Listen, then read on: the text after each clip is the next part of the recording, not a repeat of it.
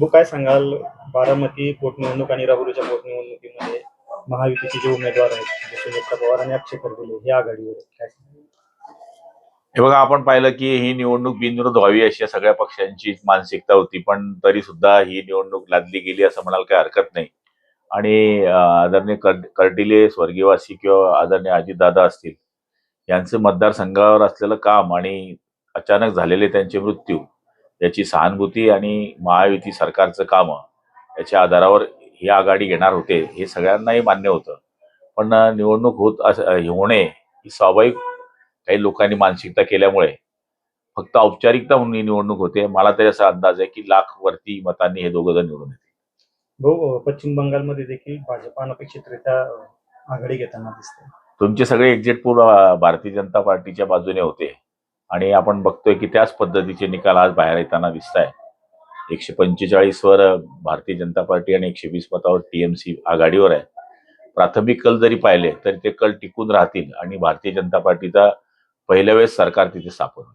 भाऊ, तामिळनाडूमध्ये पण अनपेक्षितरित्या म्हणजे कधी न लक्षात येणारी 6 महिन्याची हा पक्ष आहे, पण कोणत्याही एक्झिट पोलमध्ये ते दिसत नव्हते. पण आपण बघतोय की पेटीमध्ये मात्र लोकांनी त्यांना मान्यता दिलेली दिसते. भाऊ, कानडा असेल, अनेक जे आपल्या मतदारसंघातील गावातील जे नागरिक असतात ते जळगाव शहरामध्ये येत असतात आणि शिवाजीनगर भागातील एक रस्ता आहे जो भुसावळच्या एका कॉन्ट्रॅक्टरनी केलेला आहे. तर त्या ठिकाणी अनेक अपघात झालेत. आता परवा पण एक युवकाचा मृत्यू झाला. त्यानंतर आमदार राजूभाऊ भोळे यांनी तिथे भेट दिली होती. जे अधिकारी त्यांना पण फैलावर घेतलं होतं आणि त्यांनी सदोष वधाचा गुन्हा दाखल करावा ठेकेदारावर अशी मागणी केली. आपण काही सूचना करणार आहात का?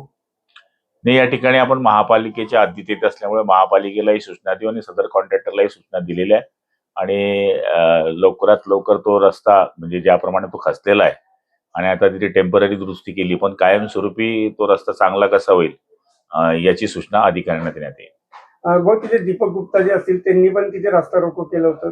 त्यांनी सांगितलं की झालेली घटना या ज्या पाहिल्या तर 10 लोकांचे जीव गेल्याची तिथे माहिती आहे. त्यामुळे कोणी नागरिक असेल तर तो संताप येण्यासारखा विषय आहे. पण तरी सुद्धा आपण पुढच्या काळामध्ये अशा घटना घडू नये याची काळजी घेऊ.